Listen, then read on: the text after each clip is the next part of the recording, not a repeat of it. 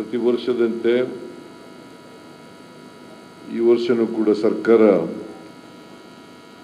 ಮಹರ್ಷಿ ವಾಲ್ಮೀಕಿಯವರ ಜಯಂತ್ಯೋತ್ಸವವನ್ನು ಆಚರಣೆ ಮಾಡ್ತಾ ಇದೆ. ನಾನು ಅತ್ಯಂತ ಸಂತೋಷದಿಂದ ಈ ವಾಲ್ಮೀಕಿ ಜಯಂತ್ಯೋತ್ಸವದಲ್ಲಿ ಭಾಗಿಯಾಗಿದ್ದೇನೆ. ಮತ್ತು ನಾಡಿನ ಜನತೆಗೆ ವಾಲ್ಮೀಕಿ ಜಯಂತ್ಯೋತ್ಸವದ ಶುಭಾಶಯಗಳನ್ನು ಕೋರಲಿಕ್ಕೆ ಬಯಸ್ತಾ ಇದ್ದೇನೆ. ಇದೇ ಸಂದರ್ಭದಲ್ಲಿ 5 ಜನ ವಾಲ್ಮೀಕಿ ಸಮಾಜಕ್ಕೆ ಸೇರಿದಂಥ ಸಾಧಕರಿಗೆ ಅವರನ್ನು ಗುರುತಿಸಿ ಗೌರವಿಸ್ತಕ್ಕಂಥ ಕೆಲಸವನ್ನು ಮಾಡ್ತಾ ಇದ್ದೀವಿ. ಅವರೆಲ್ಲರಿಗೂ ಕೂಡ ಸರ್ಕಾರದ ವತಿಯಿಂದ ಮತ್ತು ವೈಯಕ್ತಿಕವಾಗಿ ಅಭಿನಂದನೆಗಳನ್ನು ಹೇಳಲಿಕ್ಕೆ ಬಯಸ್ತಾ ಇದ್ದೇನೆ. ಈಗಾಗಲೇ ಬಹಳ ಜನ ಮಾತನಾಡಿದ್ದಾರೆ. ಸತೀಶ್ ಜಾರಕಿಹೊಳಿ ಅವರು, ದದ್ದಲ್ ಅವರು, ಉಗ್ರಪ್ಪನವರು ಬಹಳ ದೀರ್ಘವಾಗಿ ಮಾತನಾಡಿದ್ದಾರೆ.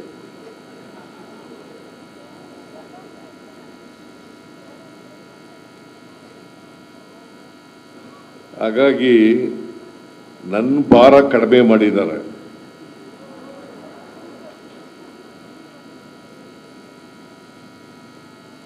ಉಗ್ರಪ್ಪನವರು ಒಳ್ಳೆ ಮಾತುಗಾರರು,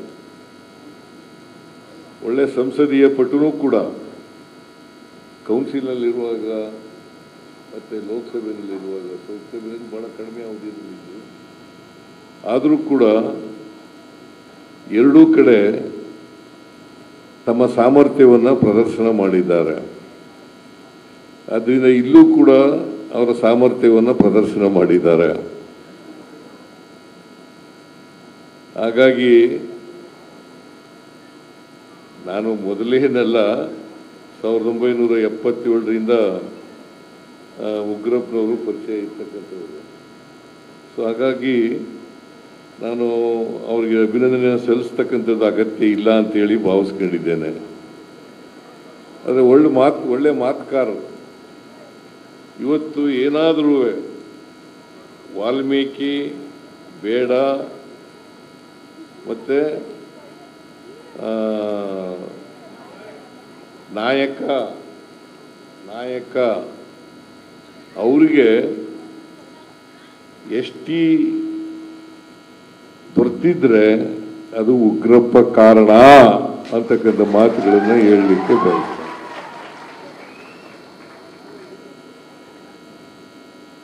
ಇದನ್ನು ನೀವು ಯಾರು ಕೂಡ ಮರಿಬಾರದು.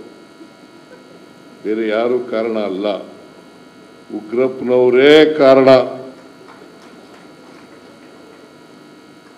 1983ರಲ್ಲಿ ನಾನು ವೀರಣ್ಣವರು MLA ಆಗಿದ್ದರು. ಇವರು ಮಾವ.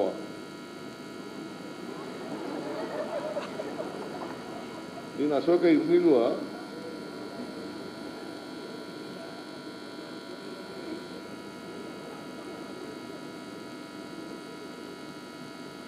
ವೀರಣ್ಣವರು ಅಂತ ಇದ್ರು, ಕೊರಟಗೆರೆಯವರು. ಅವರು ವಕೀಲರಾಗಿದ್ದರು. ಅವ್ರ ಮಗಳನ್ನೇ ಮದುವೆ ಆಗಿರೋದು ಇವರು.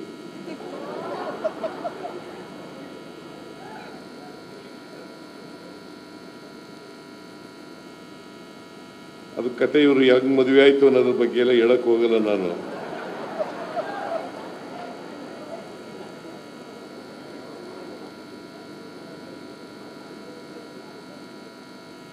ಮದುವೆಗೆ ನಾನು ಅಟೆಂಡ್ ಮಾಡಿದ್ದೆ.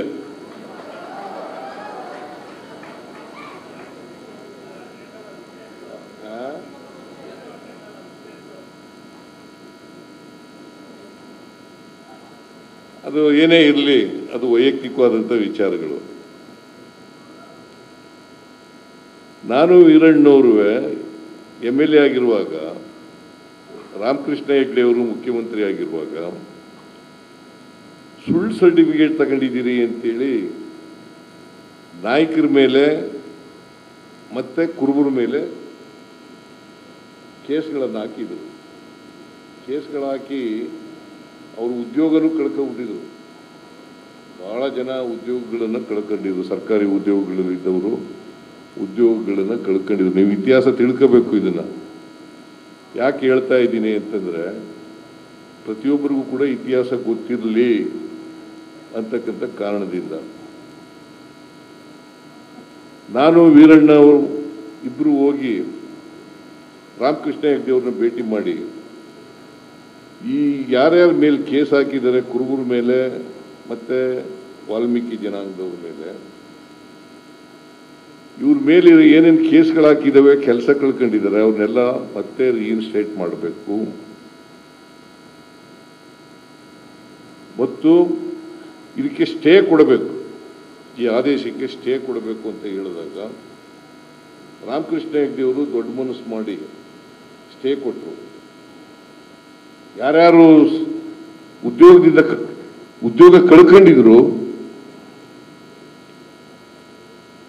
ಉದ್ಯೋಗ ಕಳ್ಕೊಂಡಿದ್ರು ಅವರೆಲ್ಲರಿಗೂ ಕೂಡ ಮತ್ತೆ ರೀಇನ್ಸ್ಟೇಟ್ ಮಾಡಿ ಉದ್ಯೋಗವನ್ನು ಕೊಟ್ಟರು. ಇದಕ್ಕೆ ನಾನು ವೀರಣ್ಣವರು ಕಾರಣ.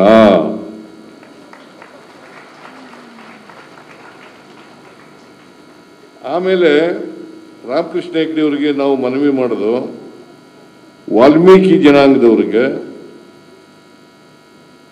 ಮತ್ತೆ ಕುರುಬ ಜನಾಂಗದವರಿಗೆ ಇಬ್ಬರಿಗೂ ಎಷ್ಟಿಗೆ ಸೇರಿಸಬೇಕು ಅಂತೇಳಿ ಒತ್ತಾಯ ಮಾಡಬೇಕು ಅಂತೇಳಿ ಒತ್ತಾಯ ಮಾಡೋದು. ರಾಮಕೃಷ್ಣ ಹೆಗ್ಡೆ ಅವರು ಶಿಫಾರಸು ಮಾಡಿದ್ರು ಕೇಂದ್ರ ಸರ್ಕಾರಕ್ಕೆ. SC ST ಸೇರಿಸ್ತಕ್ಕಂಥ ಅಧಿಕಾರ ಇರ್ತಕ್ಕಂಥದ್ದು ಕೇಂದ್ರ ಸರ್ಕಾರಕ್ಕೆ, ರಾಜ್ಯ ಸರ್ಕಾರಕ್ಕಲ್ಲ. ಇದನ್ನ ಸ್ಪಷ್ಟಪಡಿಸಲಿಕ್ಕೆ ಬಯಸ್ತಾ ಇದ್ದೇನೆ ನಾನು.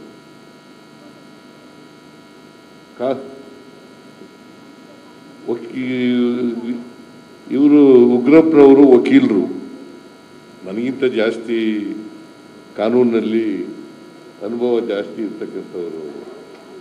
ಯಾಕಂತಂದರೆ ನನಗೆಲ್ಲ ಮರ್ತೇ ಹೋಗ್ಬಿಟ್ಟದೆ ಕಾನೂನು. ಅವರು ಈಗಲೂ ಜ್ಞಾಪಕ ಇಟ್ಕೊಂಡಿದ್ದಾರೆ. ಈಗಲೂ ಕಾನ್ಸ್ಟಿಟ್ಯೂಷನ್ನಲ್ಲಿ ಎಲ್ಲ ವಿಧಿಗಳನ್ನು ಕೂಡ ಹೇಳ್ತಕ್ಕಂಥ ಶಕ್ತಿ ಯಾರಿಗಾರು ಇದ್ರೆ ಅದು ಉಗ್ರಪ್ಪನವ್ರಿಗೆ ಮಾತ್ರ. ಈಗಲೂ ಅವ್ರ ಭಾಷಣದಲ್ಲಿ ಕಾನ್ಸ್ಟಿಟ್ಯೂಷನ್ ಆರ್ಟಿಕಲ್ ಹೇಳದೇನೆ ಭಾಷಣ ಮುಗಿಸಲ್ಲ. ಏನಪ್ಪ ಅಶೋಕ?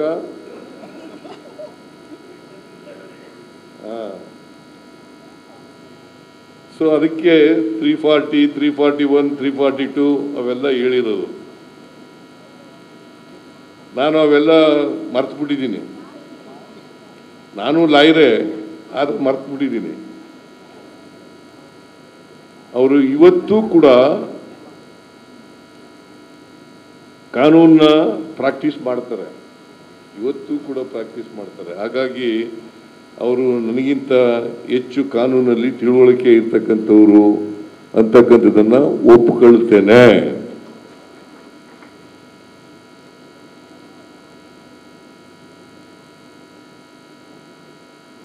ಅವತ್ತು ನಾವು ಕೇಂದ್ರಕ್ಕೆ ಶಿಫಾರಸು ಮಾಡಿದ್ರು ರಾಮಕೃಷ್ಣ ಹೆಗ್ಡೆ ಅವರು, ಎರಡು ಜನಾಂಗದವ್ರನ್ನ, ವಾಲ್ಮೀಕಿ ಜನಾಂಗದವ್ರನ್ನ ಮತ್ತು ಕುರುಬರನ್ನ STಗೆ ಸೇರಿಸಿ ಅಂತೇಳಿ ಶಿಫಾರಸು ಮಾಡಿದ್ರು. ಆದರೆ ಆಗಲಿಲ್ಲ. ರಾಮಕೃಷ್ಣ ಹೆಗ್ಡೆ ಅವರು ಇದ್ದಾಗ ಆಗಲಿಲ್ಲ. ಚಂದ್ರಶೇಖರ್ ಅದೃಷ್ಟವಶಾತ್, ನಿಮಗೆ ಅದೃಷ್ಟವಶಾತ್ ಚಂದ್ರಶೇಖರ್ ಅವರು ಪ್ರಧಾನಮಂತ್ರಿ ಆದರು. ದೇವೇಗೌಡರು ಚಂದ್ರಶೇಖರ್ ಅವರು ಚೆನ್ನಾಗಿದ್ರು. ದೇವೇಗೌಡರ ಜೊತೆಯಲ್ಲಿ ಉಗ್ರಪ್ಪ ಚೆನ್ನಾಗಿದ್ರು.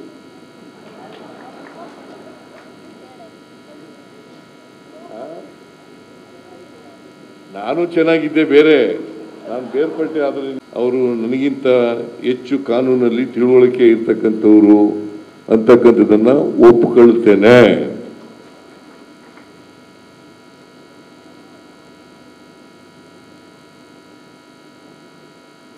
ಅವತ್ತು ನಾವು ಕೇಂದ್ರಕ್ಕೆ ಶಿಫಾರಸು ಮಾಡಿದ್ರು ರಾಮಕೃಷ್ಣ ಹೆಗ್ಡೆಯವರು.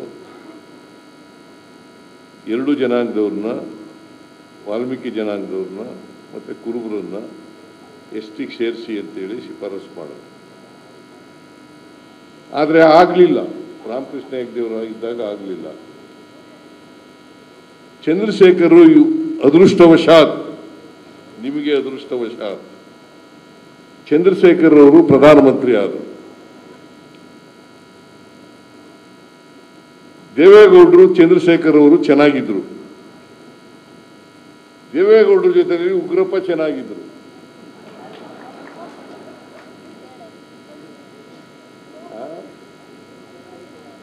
ನಾನು ಚೆನ್ನಾಗಿದ್ದೆ ಬೇರೆ, ನಾನು ಬೇರ್ಪಟ್ಟೆ. ಆದರೆ ನೀ ಇವತ್ತು ಚೆನ್ನಾಗಿದ್ದೀಯಾ?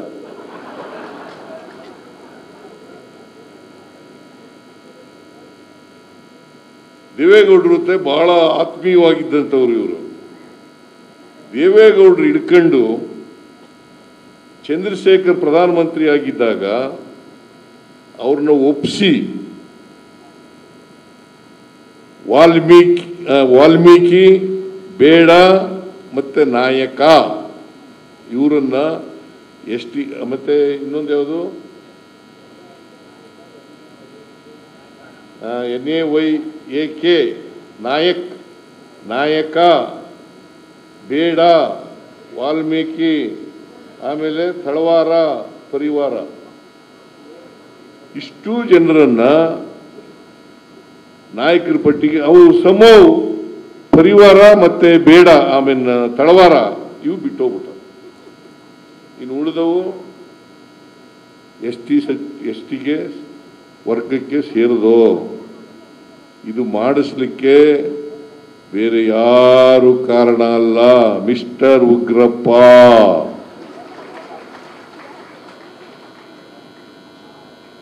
ಇದನ್ನ ನೀವೆಲ್ಲ ತಿಳ್ಕೋಬೇಕು ಇತಿಹಾಸ. ಅವತ್ತಿನಿಂದ ನಾವು ಒತ್ತಾಯ ಮಾಡಲಿಲ್ಲ. ದೇವೇಗೌಡರು ಹಿಡ್ಕೊಂಡು ಮತ್ತೆ ಕುರುಬರನ್ನೆಲ್ಲ ಎಸ್ಟಿಗೆ ಸೇರಿಸಿ ಅಂತ ಒತ್ತಾಯ ಮಾಡೋಕ್ಕಾಗಲಿಲ್ಲ. ಆದರೆ ಇವ್ರು ಮಾಡಿದ್ರು, ಹಾಗಾಗಿ ನೀವೆಲ್ಲ ಸೇರ್ಕೊಂಡ್ರಿ. ಓಕೆ, ಭಾಳ ಸಂತೋಷ. ಟ್ರೈಬಲ್ ಕ್ಯಾರೆಕ್ಟರ್ ಇತ್ತು, ನೀವು ಎಸ್ಟಿಗೆ ಸೇರ್ಕೊಂಡ್ರಿ, ಆಯಿತು. ಅದ್ರ ಬಗ್ಗೆ ಈಗ ಉಗ್ರಪ್ಪನವರು ಒಂದು ಮಾತು ಹೇಳಿದ್ರು, ನಮ್ಮ ತಟ್ಟೆಗೆ ಕೈ ಮಾಡಿ. ನಾವು ತಟ್ಟೆಗೆ ಕೈ ಹಾಕರೇ ಇಲ್ಲ, ಯಾರ ತಟ್ಟೆಗೂ ಕೈ ಹಾಕರೇ ಇಲ್ಲ. ನಿಮ್ಮ ತಟ್ಟೆಗೆ ಕೈ ಹಾಕದೇ ಇಲ್ಲ. ಮತ್ತೆ ಇದನ್ನ ಕುರುಬರನ್ನೆಲ್ಲ ಎಸ್ಟಿ ಮಾಡಬೇಕು ಅಂತೇಳಿ ಚಳುವಳಿ ಮಾಡಿದವರು, ಪಾದಯಾತ್ರೆ ಮಾಡಿದವರು ನಾನಲ್ಲ. ಇದನ್ನ ಮಾಡಿದವರು ಮಿಸ್ಟರ್ ಈಶ್ವರಪ್ಪ. ಹೇಳಯ್ಯ, ಕರೆಕ್ಟಾಗಿ ಹೇಳಲಿಲ್ಲ ನೀನು ಇದನ್ನ.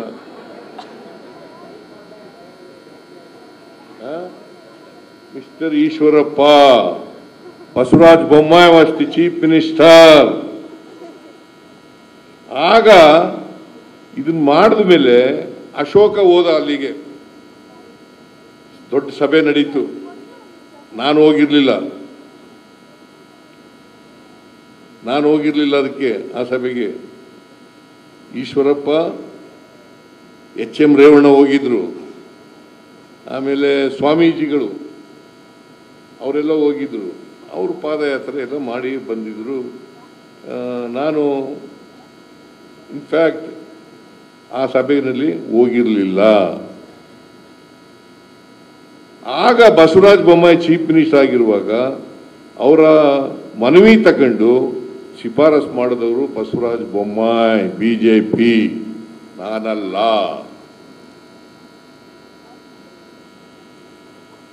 ತಿಳ್ಕೋಬೇಕು ನೀವು ಇತಿಹಾಸ. ನಾನಲ್ಲ. ಈಗ ಬಂದಿರತಕ್ಕಂಥದ್ದು ಕ್ಲಾರಿಫಿಕೇಶನ್ ಕೇಳಿ. ನಾನು ಕೂಡ ಹೇಳ್ತೇನೆ, ಒಂದು ವೇಳೆ ಕುರುಬರನ್ನ ಎಸ್ಟಿಗೆ ಸೇರಿಸಿದ್ರೆ ವಾಲ್ಮೀಕಿ ಜನಾಂಗದವರು ಮತ್ತು ಕುರುಬರು ಎಷ್ಟು ಜನಸಂಖ್ಯೆ ಇದೆ ಅಷ್ಟು ಹೆಚ್ಚು ಮಾಡಬೇಕು ಅಂತಕ್ಕಂಥದ್ದನ್ನ ನಾನು ಕೂಡ ಹೇಳ್ತೇನೆ. ಈಗ ಒರಿಸ್ಸಾದಲ್ಲಿ ಜಾಸ್ತಿ ಜನ ಇದ್ದಾರೆ, ಎಸ್ಟಿ ಜನ. ಮಧ್ಯಪ್ರದೇಶದಲ್ಲಿ ಜಾಸ್ತಿ ಇದ್ದಾರೆ, ರಾಜಸ್ಥಾನದಲ್ಲಿ ಜಾಸ್ತಿ ಇದ್ದಾರೆ, ಛತ್ತೀಸ್ಗಢದಲ್ಲಿ ಜಾಸ್ತಿ ಇದ್ದಾರೆ, ಮಿಜೋರಾಂ, ನಾಗಾಲ್ಯಾಂಡ್ ಅಲ್ಲೆಲ್ಲ ಇದ್ದಾರೆ. ಅಲ್ಲಿ ಜನಸಂಖ್ಯೆಗೆ ಅನುಗುಣವಾಗಿ ಮಾಡಿದ್ದಾರೆ. ಒಂದು ವೇಳೆ ಮಾಡಿದ್ರೆ, ಕುರುಬರನ್ನ ಎಸ್ಟಿ ಮಾಡಿದ್ರೆ, ಇವರು ಹೇಳಿದ್ರಲ್ಲ ಎಂಥದ್ದು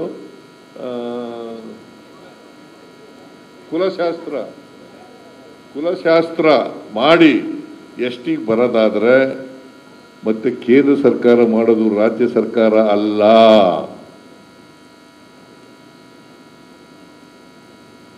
ನಾನು ಬೆಸ್ತರು ಜೆ.ಎಚ್. ಪಟೇಲ್ ಮುಖ್ಯಮಂತ್ರಿ ಆಗಿರುವಾಗ ಆಗಲೇ ಕಳಿಸ್ತು, ಇಲ್ಲಿವರೆಗೂ ಕೂಡ ಆಗಲಿಲ್ಲ. ಗೊಲ್ಲರು ಎಸ್ಟಿ ಮಾಡಬೇಕು ಅಂತ ಕುಲಶಾಸ್ತ್ರ ಅಧ್ಯಯನ ಎಲ್ಲ ಆಗಿದೆ, ಆದರೂ ಮಾಡಲಿಲ್ಲ. ಈಗಲೂ ಮಾಡ್ತಾರೆ ಅಂತಕ್ಕಂಥ ನಂಬಿಕೆ ಇಲ್ಲ.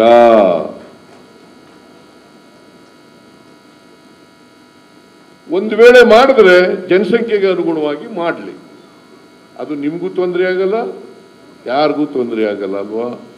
ಆಗತ್ತಾ? 7% ಒಳಗಡೆನೆ ಕಿತ್ತಾಟ ಮಾಡಕ್ಕೆ ಮಾಡಬಾರ್ದು. 7 ಇಂದ 14 ಮಾಡಲಿ, 15 ಮಾಡಲಿ, 20 ಮಾಡಲಿ. ಸೊ ಅದಕ್ಕೆ ಯಾರ್ದು ವಿರೋಧ ಇಲ್ಲ ಅಂತೇಳಿ ನಾನು ಅನ್ಕೊಂಡಿದ್ದೇನೆ. ಮತ್ತೆ ಕೇಂದ್ರ ಸರ್ಕಾರ ಎಸ್ಟಿ ಮಾಡ್ತಕ್ಕಂಥ ಅಧಿಕಾರ ಇರ್ತಕ್ಕಂಥದ್ದು ಕೇಂದ್ರ ಸರ್ಕಾರಕ್ಕೆ, ರಾಜ್ಯ ಸರ್ಕಾರಕ್ಕೆ ಅಲ್ಲ. ಇದನ್ನು ಸ್ಪಷ್ಟಪಡಿಸಲಿಕ್ಕೆ ಬಯಸ್ತಾ ಇದ್ದೇನೆ. ನಾನು ಬಹಳಷ್ಟು ಮಾತಾಡಬೇಕು ಅಂತ ಅನ್ಕೊಂಡಿದ್ದೆ. ನೀವೆಲ್ಲ ನೋಡಿ, ವಾಲ್ಮೀಕಿಯವರು ಅಕ್ಷರ ಸಂಸ್ಕೃತಿಯಿಂದ ವಂಚಿತರಾಗಿರ್ತಕ್ಕಂಥ ಜನ ನಾವು. ಆದರೂ ಕೂಡ ರಾಮಾಯಣದಂಥ ಮಹಾಕಾವ್ಯವನ್ನು ಬರೆದರು.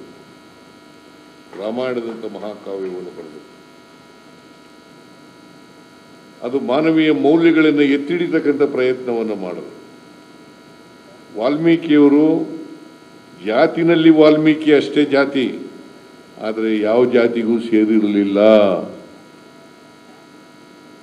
ಅವರು ವಿಶ್ವಮಾನವರಾಗಿದ್ರು ಅಂತಕ್ಕಂಥದ್ದನ್ನು ಮರೀಲಿಕ್ಕೆ ಸಾಧ್ಯ. ಯಾವ ಜಾತಿಗೂ ಸೇರಿರಲಿಲ್ಲ ಅವರು. ಅದಕ್ಕೋಸ್ಕರನೇ ಉಗ್ರಪ್ಪನವರು, ನಾನು ಹಿಂದೆ ಮುಖ್ಯಮಂತ್ರಿ ಆಗಿರುವಾಗ 2017-16 ಇರಬೇಕು ಅನ್ನೋ ಅನ್ಸುತ್ತೆ, ಒಂದು ಸಲಹೆ ಕೊಟ್ಟರು. ವಾಲ್ಮೀಕಿಯವರ ಪ್ರತಿಮೆ ಹಾಕಿ ಈ ತಪೋವನ ಮಾಡಬೇಕು, ವಾಲ್ಮೀಕಿ ತಪೋವನ ಮಾಡಬೇಕು ಅಂತೇಳಿ ಸಲಹೆ ಕೊಟ್ಟರು. ಹಾಗೆಯೇ ಕನಕದಾಸರದು ಪ್ರತಿಮೆಯನ್ನು ಸ್ಥಾಪನೆ ಮಾಡಬೇಕು, ವಿಧಾನಸೌಧದ ಅಂಗಳದಲ್ಲಿ ಮಾಡಬೇಕು ಅಂತ ಹೇಳಿದರು. ನಾನು ಕೂಡಲೇ ಒಪ್ಕೊಂಡು ತಪೋವನವನ್ನು ಆಗ ಮಾಡಿದ್ದು 2017. ಹಾಗೇನೆ ಕನಕದಾಸರ ಪ್ರತಿಮೆಯನ್ನು ಕೂಡ ಮಾಡಿದ್ದು. ಇದಕ್ಕೆ ಸಲಹೆ ಕೊಟ್ಟವರು ಮಿಸ್ಟರ್ ಉಗ್ರಪ್ಪ.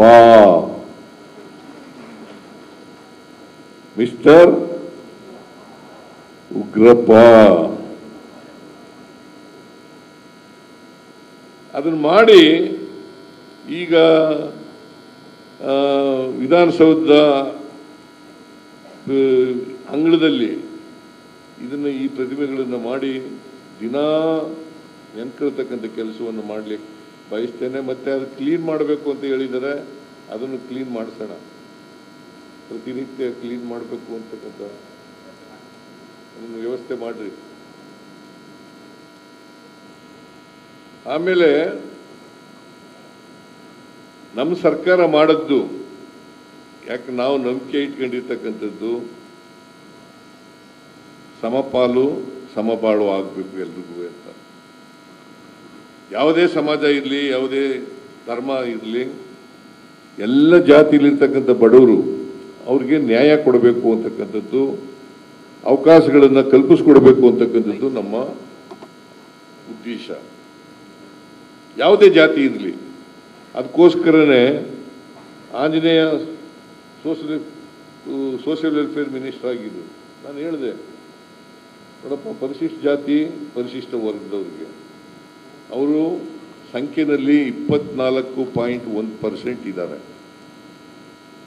2011ರ ಜಾತಿ ಗಣತಿ ಪ್ರಕಾರ 24.1% ಇದ್ದಾರೆ. ಅವರಿಗೆ ಅವ್ರ ಜನಸಂಖ್ಯೆಗೆ ಅನುಗುಣವಾಗಿ ನಾವು ಅಭಿವೃದ್ಧಿಗೆ ಖರ್ಚು ಮಾಡ್ತಕ್ಕಂಥ ಹಣದಲ್ಲಿ ಅವ್ರಿಗೆ 24.1% ಇಡಬೇಕು ಅಂತ ತೀರ್ಮಾನ ಮಾಡಿ 2013ರಲ್ಲಿ ಬೆಳಗಾಂನ ಅಧಿವೇಶನದಲ್ಲಿ ಕಾನೂನನ್ನು ಮಾಡೋದು. ಅಲ್ಲಿವರೆಗೆ ಕಾನೂನು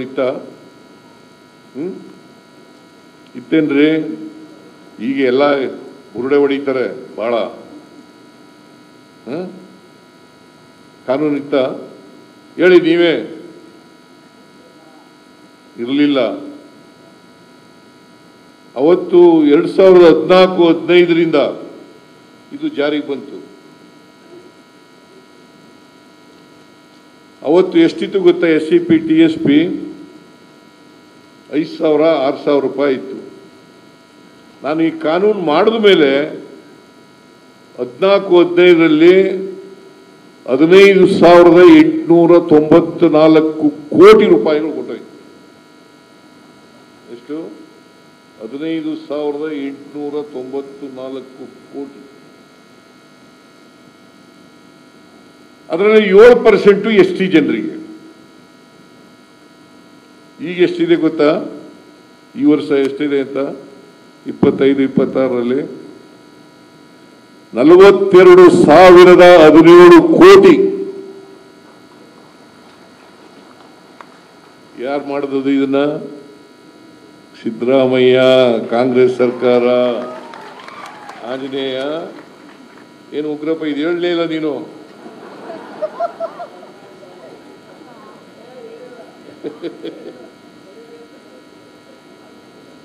ಈಗ ಎಷ್ಟಿದೆ ಗೊತ್ತಾ?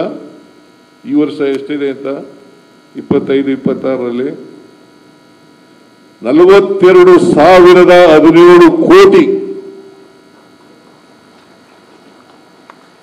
ಯಾರು ಮಾಡಿದದು ಇದನ್ನ? ಸಿದ್ದರಾಮಯ್ಯ, ಕಾಂಗ್ರೆಸ್ ಸರ್ಕಾರ. ಆಂಜನೇಯ ಏನು ಉಗ್ರಪ್ಪ, ಇದು ಹೇಳಲೇ ಇಲ್ಲ ನೀನು.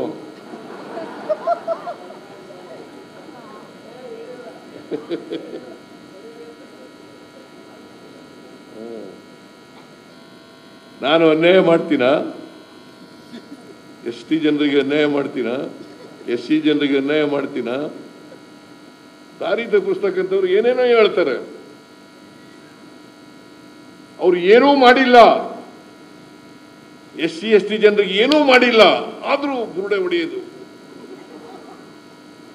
ಹೇಳಿ ನೀವೇ. ಮಾಡಿದವರು ಯಾರು?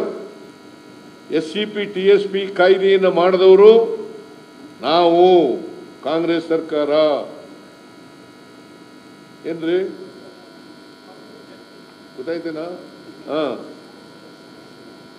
ಅವತ್ತು 15,894 ಕೋಟಿ ಇತ್ತದ್ದು. ಇವತ್ತು 12 ವರ್ಷಗಳ ನಂತರ 42,017 ಕೋಟಿ ಆಗಿದೆ. ರೆಸಿಡೆನ್ಷಿಯಲ್ ಶಾಲೆಗಳು ಮಾಡೋದು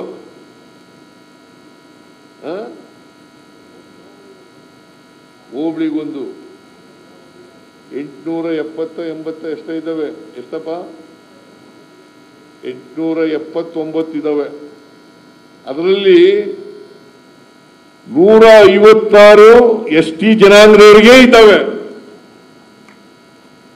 ಗೊತ್ತಾಯ್ತಾ? ರೆಸಿಡೆನ್ಷಿಯಲ್ ಶಾಲೆಗಳು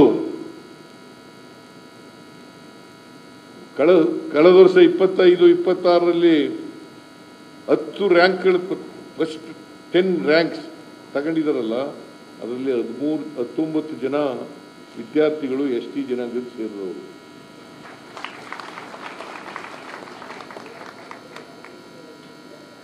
ಸುಮಾರು 37,038 ವಿದ್ಯಾರ್ಥಿಗಳು ರೆಸಿಡೆನ್ಷಿಯಲ್ ಶಾಲೆಯಲ್ಲಿ ಎಸ್ಟಿ ಸೇರಿದಂತ ವಿದ್ಯಾರ್ಥಿಗಳು ಪಾಠ ಕಲಿತಾ ಇದ್ದಾರೆ, ಗುಣಮಟ್ಟದ ಶಿಕ್ಷಣ ಸಿಗ್ತಾ ಇದೆ. ಇದನ್ನು ಯಾರು ಮಾಡದ್ದು? ರೆಸಿಡೆನ್ಷಿಯಲ್ ಸ್ಕೂಲ್ ಪ್ರಾರಂಭ ಮಾಡಿದವರು ಯಾರು? ಮೊರಾರ್ಜಿ ದೇಸಾಯಿ ಶಾಲೆ ಮಾಡಿದವರು ಯಾರು? ಸಿದ್ದರಾಮಯ್ಯ.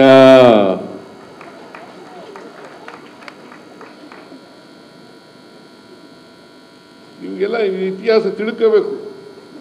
ಅದಕ್ಕೆ ಬಾಬಾ ಸಾಹೇಬ್ ಅಂಬೇಡ್ಕರ್ ಅವರು ಹೇಳಿರ್ತಕ್ಕಂಥದ್ದು, ಯಾರಿಗೆ ಇತಿಹಾಸ ಗೊತ್ತಿಲ್ಲ ಅವ್ರು ಯಾರು ಭವಿಷ್ಯವನ್ನು ನಿರ್ಮಾಣ ಮಾಡೋಕ್ಕೆ ಸಾಧ್ಯ ಇಲ್ಲ. ಇತಿಹಾಸ ಗೊತ್ತಿರಬೇಕು. ವಾಲ್ಮೀಕಿ ಇತಿಹಾಸ ಗೊತ್ತಿರಬೇಕಲ್ಲ. ಬರೀ ಚಪ್ಪಾಳೆ ತಟ್ಟೋದು, ಭಾಷಣ ಮಾಡಿದಾಗ ಅವರು ವಿರೋಧ ಪಕ್ಷದವರು ಚಪ್ಪಾಳೆ, ಅವ್ರಿಗೂ ಚಪ್ಪಾಳೆ ತಟ್ಟೋದು, ನಮಗೂ ಚಪ್ಪಾಳೆ ತಟ್ಟೋದು.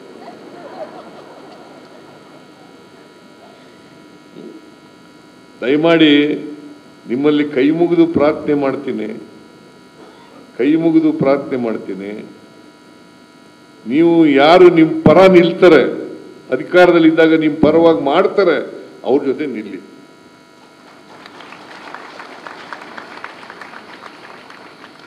ಯಾರು ನಿಮ್ಮ ಪರವಾಗಿರ್ತಾರೆ ಅವ್ರ ಪರವಾಗಿ ಆ ಪಕ್ಷದ ಜೊತೆ ಇರ್ತಕ್ಕಂಥ ಕೆಲಸ ಮಾಡಬೇಕಾಗಿರೋದು ನಿಮ್ಮ ಜವಾಬ್ದಾರಿ ಅಂತಕ್ಕಂಥ ಮಾತುಗಳನ್ನು ಹೇಳಲಿಕ್ಕೆ ಬಯಸ್ತೇನೆ.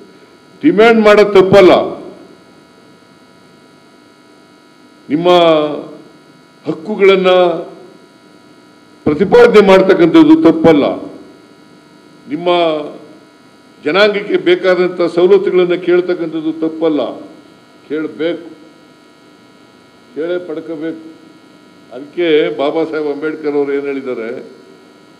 ಶಿಕ್ಷಣ, ಸಂಘಟನೆ, ಹೋರಾಟ, ಅದು ಮಾಡಲೇಬೇಕು. ಶಿಕ್ಷಣ, ಸಂಘಟನೆ, ಹೋರಾಟ. ಯಾರು ಅವಕಾಶಗಳಿಂದ ವಂಚಿತರಾಗಿದ್ದಾರೆ, ಸಾಮಾಜಿಕ ನ್ಯಾಯದಿಂದ ವಂಚಿತರಾಗಿದ್ದಾರೆ, ಯಾರಿಗೆ ಇನ್ನೂ ಮುಖ್ಯವಾಗಿ ನಿಮಗೆ ಬರಲಿಕ್ಕೆ ಸಾಧ್ಯ ಆಗಿಲ್ಲ, ಅವರೆಲ್ಲರೂ ಕೂಡ ತಮ್ಮ ಹಕ್ಕುಗಳ ರಕ್ಷಣೆಯನ್ನು ಮಾಡ್ಕೊಳ್ತಕ್ಕಂಥದ್ದು ಅತ್ಯಂತ ಅವಶ್ಯ. ಹಕ್ಕುಗಳ ರಕ್ಷಣೆ ಮಾಡ್ತಕ್ಕಂಥದ್ದು ಅತ್ಯಂತ ಅವಶ್ಯ. ಅದನ್ನೇ ವಾಲ್ಮೀಕಿಯವರು ಹೇಳಿರೋದು, ಅಂಬೇಡ್ಕರ್ ಹೇಳಿರೋದು, ಬುದ್ಧ ಹೇಳಿರೋದು, ಬಸವಣ್ಣ ಹೇಳಿರೋದು ಅಲ್ವಾ? ಸರ್ವರಿಗೂ ಸಮಪಾಲು ಸಮಬಾಳು ಅಂದ್ರೇನು? ಈ ದೇಶದ ಅಧಿಕಾರದಲ್ಲಿ, ಶಿಕ್ಷಣದಲ್ಲಿ, ಉದ್ಯೋಗದಲ್ಲಿ, ಆಸ್ತಿನಲ್ಲಿ, ಎಲ್ಲದರಲ್ಲೂ ಪಾಲು ಸಿಗಬೇಕು, ಸಮಾನವಾಗಿ ಪಾಲು ಸಿಗಬೇಕು. ಈ ಅಸಮಾನತೆ ನಿರ್ಮಾಣ ಮಾಡಿದವರು ಯಾರು? ಸಮಾಜದಲ್ಲಿ ತಾರತಮ್ಯ ನಿರ್ಮಾಣ ಮಾಡಿದವರು ಯಾರು? ನಾವ? ಪಟ್ಟಭದ್ರ ಹಿತಾಸಕ್ತರು, ಜಾತಿ ವ್ಯವಸ್ಥೆ ನಿರ್ಮಾಣ ಮಾಡಿದವರು. ಈ ವಾಲ್ಮೀಕಿ ಬಗ್ಗೆನೂ ಕೂಡ ಕೆಟ್ಟದಾಗಿ ಎಲ್ಲ ಬರೀತಾರೆ. ಉಗ್ರಪ್ಪ ಹೇಳಿದ್ದಾರೆ, ಸರಿಯಾದ ರೀತಿಯಿಂದ ನಮ್ಮ ವಿದ್ಯಾರ್ಥಿಗಳು ಅರ್ಥ ಮಾಡ್ಕೋಬೇಕಾದ್ರೆ, ತಿಳ್ಕೋಬೇಕಾದ್ರೆ, ವಾಲ್ಮೀಕಿ ಬಗ್ಗೆ ಒಳ್ಳೆ ಭಾವನೆ ಬರಬೇಕಾದ್ರೆ ಪಠ್ಯಕ್ರಮದಲ್ಲಿ ಇರಬೇಕು ಅಂತಕ್ಕಂಥ ಮಾತುಗಳನ್ನು ಕೂಡ ಹೇಳಿದ್ದಾರೆ. ಅದನ್ನು ಮಾಡೋಣ. ನಾವೆಲ್ಲ ಹಿಂದೆ ವಾಲ್ಮೀಕಿ ರಾಮಾಯಣ ಓದ್ತಕ್ಕಂಥ ಅವಕಾಶ ಸಿಕ್ತಿದ್ರು, ಗದ್ಯ ಭಾಗ ಓದಿದ್ದು.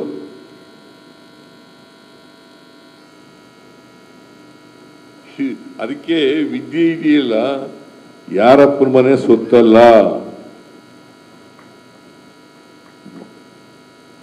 ಒಬ್ಬ ವ್ಯಕ್ತಿಯ ಅವನ ವ್ಯಕ್ತಿತ್ವ ಗುರುತಿಸೋದು ಹೆಂಗಪ್ಪ ಅಂತಂದ್ರೆ, ಅವನ ಕೆಲಸ ಕಾರ್ಯದಿಂದ ಮಾತ್ರ ಗುರುತಿಸ್ಬೇಕು ಹೊರತು, ಅವನ ವ್ಯಕ್ತಿತ್ವದಿಂದ ಗುರುತಿಸ್ಬೇಕು ಹೊರತು ಜಾತಿಯಿಂದ ಅಲ್ಲ. ಇದನ್ನ ಹಿಂದೆ ವಾಲ್ಮೀಕಿಯವರು ಎಷ್ಟು 7,000 ವರ್ಷನ 7,000 ವರ್ಷಗಳ ಹಿಂದೆನೆ ಸಾರಿ ಹೇಳಿದ್ದಾರೆ ನೋಡಿ. ಅವತ್ತು ಪುಷ್ಪಕ ವಿಮಾನ ಅಂತಂದ್ರೆ ಏನು ಅನ್ನೋದು ಗೊತ್ತಿತ್ತು ವಾಲ್ಮೀಕಿಯವರಿಗೆ.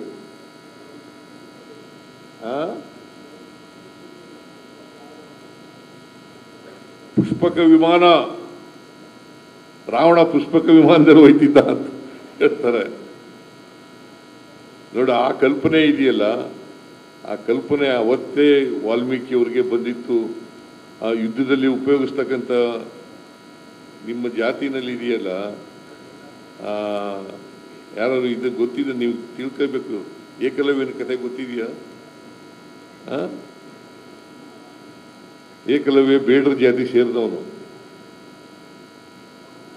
ದ್ರೋಣಾಚಾರ್ಯರು ಅವನು ಶಿಷ್ಯನಾಗಿ ತಗೊಳ್ಳಲ್ಲ. ಯಾಕಂತಂದ್ರೆ ಅವನ ಶಿಷ್ಯ ಶೂದ್ರ, ಎಲ್ರಿಗಿಂತ ಜಗತ್ತಿನಲ್ಲೇ ಒಳ್ಳೆ ಬಿಲ್ಗಾರ ಆಗ್ಬಿಡ್ತಾನೆ ಅಂತ ಹೇಳಿ ಅವನ್ನ ಶಿಷ್ಯನಾಗಿ ಸ್ವೀಕಾರ ಮಾಡಲ್ಲ. ದ್ರೋಣಾಚಾರ್ಯರು ಗೊತ್ತಲ್ಲ ನಿಮಗೆ? ಯಾವ ಜಾತಿಯವರು ಗೊತ್ತಾ?